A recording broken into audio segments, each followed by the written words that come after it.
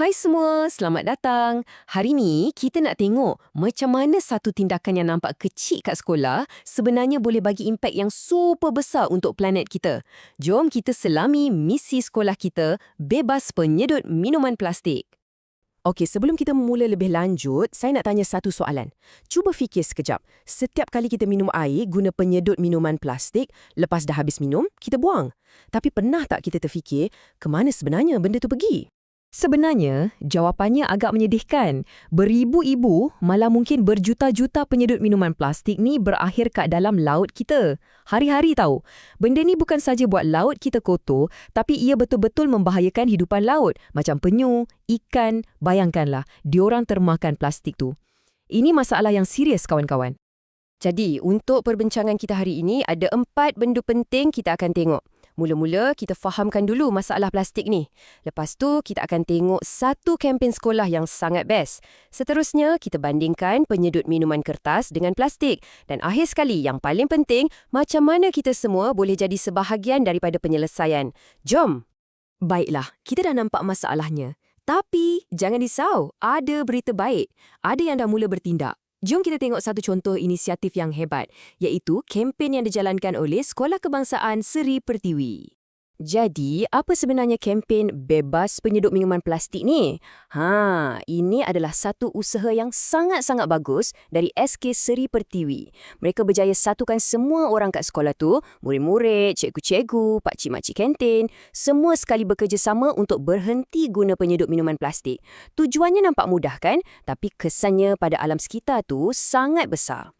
Okey, bila kita kata tak nak penyedut minuman plastik, mesti ada yang tertanya-tanya.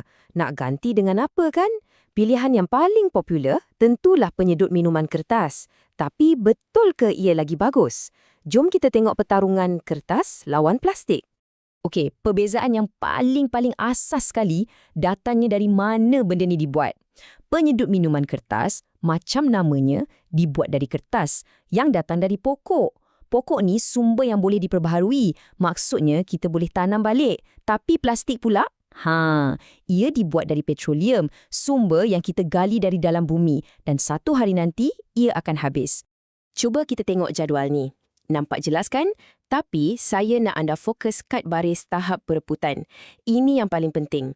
Kertas boleh reput dan hancur secara semula jadi. Tapi plastik? Ia perlukan beratus-ratus tahun. Bayangkan, penyedut minuman yang kita guna 5 minit hari ni mungkin akan ada lagi masa zaman cicit kita nanti. Kalau dibakar pula, ia keluarkan gas beracun. Nampak tak?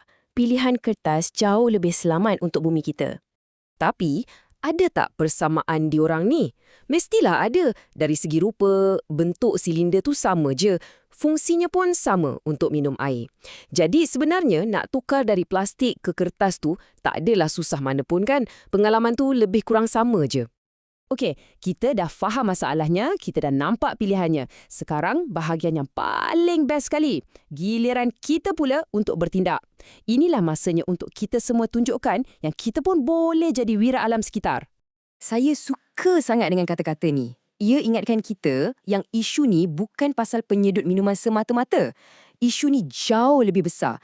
Ia tentang tanggungjawab kita bersama untuk menjaga masa depan planet kita. Satu-satunya rumah yang kita ada. Jadi, macam mana nak jadi hero alam sekitar ni? Senang je. Ada 3 langkah mudah yang semua orang boleh buat. Nombor 1, bila orang tawarkan penyedut minuman plastik, cakap je, tak apa, terima kasih, tolak dengan sopan. Nombor 2, guna pilihan lain, macam penyedut minuman kertas atau yang besi tu. Dan yang paling power, nombor 3, jadi influencer alam sekitar. Ajak kawan-kawan, mak ayah, adik-beradik, sebarkan mesej ni.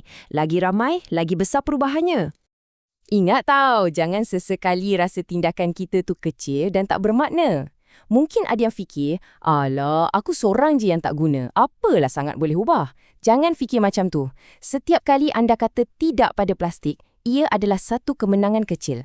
Dan bila kemenangan-kemenangan kecil ni dikumpulkan, ia akan jadi satu perubahan yang sangat besar untuk bumi kita. Okey, sebagai penutup, saya nak tinggalkan satu soalan untuk anda fikir-fikirkan. Hari ini kita dah bincang pasal penyedut minuman. Jadi soalan saya, apa lagi satu benda kecil yang anda boleh ubah bermula esok untuk bantu jaga alam sekitar kita? Fikirkanlah ya.